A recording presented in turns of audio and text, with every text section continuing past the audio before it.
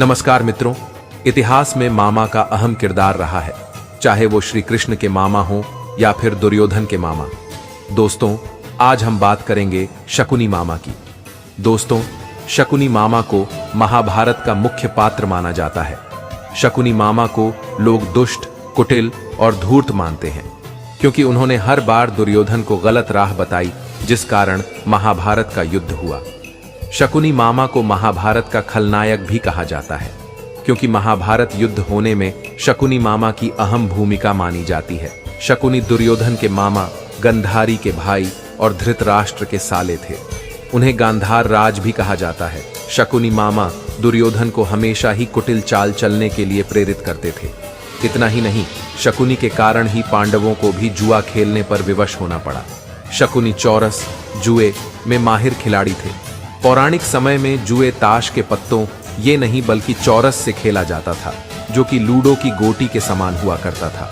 शकुनी इस खेल में बहुत माहिर था। वह जब जब जुआ खेलता था, उसकी जीत ही होती थी। इसका कारण यह था कि शकुनी के पासे हमेशा शकुनी की ही बात सुनते थे। पासे में शकुनी जैसा अंक चाहता था, पासा वैसा ही अंक सामने रख देता था। शकुनी के पासे हमेशा उसकी बात मानते थे। इसका कारण यह था, शकुनी के पासे उसके मृत पिता की रीढ़ की हड्डी से बने हुए थे और इस कारण पासे में उसके पिता की आत्मा बसी थी। कहा जाता है कि शकुनी के पिता ने मरने से पहले शकुनी से कहा था कि मेरी मृत्यु के बाद तुम मेरी हड्डियों से पासा बना लेना।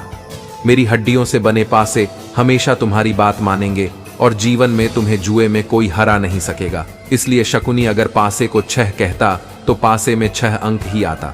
हालांकि शकुनी के पासे का रहस्य और बदले की भावना की कहानी का वर्णन वेद व्यास जी ने महाभारत में नहीं किया है। यह कहानी केवल लोक कथा और जनश्रुतियों पर ही आधारित है। वहीं बहुत से विद्वानों का तो यह भी मानना है कि शकुनी के पासे हाथी के दांत के थे। कई लोगों का मत तो यह भी है कि शकुनी के पासे उसकी बात इसलिए भी मानते थे क्योंकि शकुनी मायाजाल और सम्मोहन से पासे को अपने पक्ष में कर लेता था। यही कारण था जो कि पांडव यह जुआ हार जाते हैं और यही जुआ महाभारत की नींव बना। मित्रों, वीडियो में अंत तक बने रहने के लिए धन्यवाद।